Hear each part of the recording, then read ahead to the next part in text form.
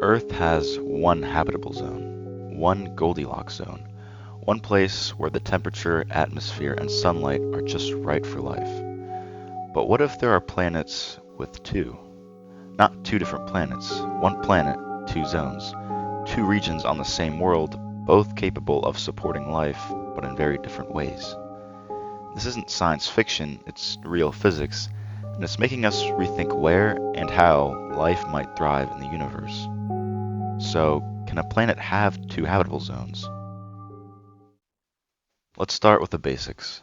The habitable zone is often called the Goldilocks zone, the region around a star where a planet could have liquid water on its surface.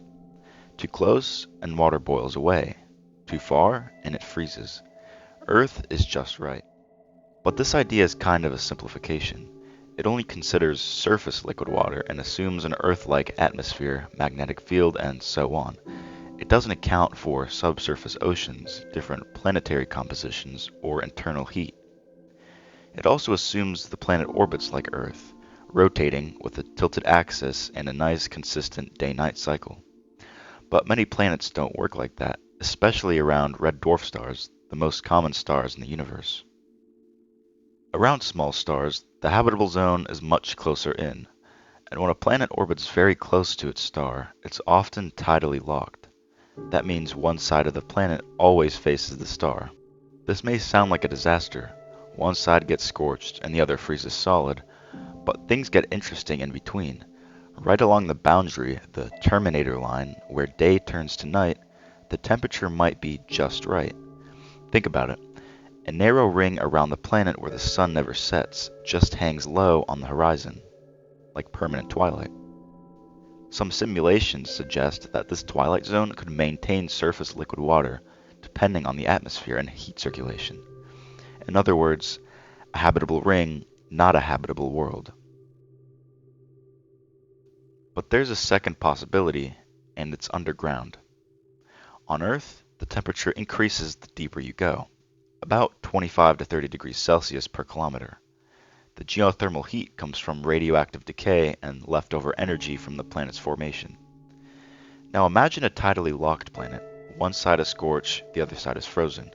The night side might be negative 200 degrees Celsius on the surface, but dig down a few kilometers and you might hit temperatures above freezing. A subsurface ocean, a dark, underground sea.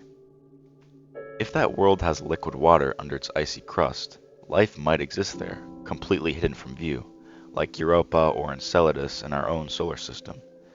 That's a second habitable zone.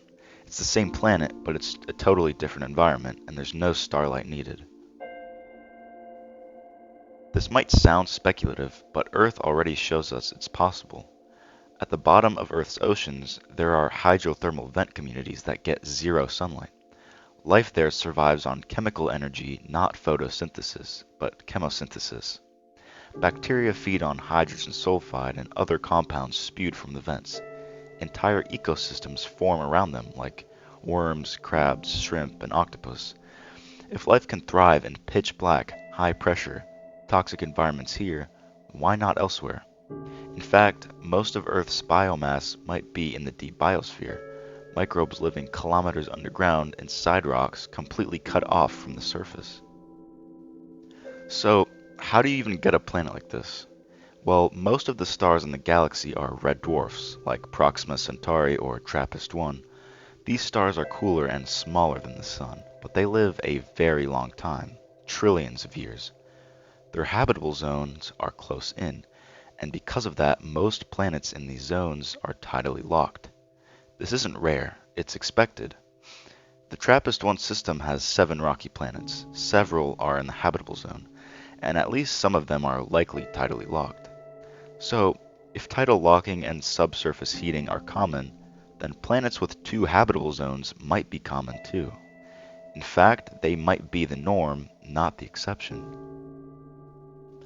So, let's imagine what life would actually look like on a 2-zone planet. In the Terminator zone, you might have shallow seas, stable temperatures, and perhaps photosynthetic life adapted to a permanent dim sun near the horizon.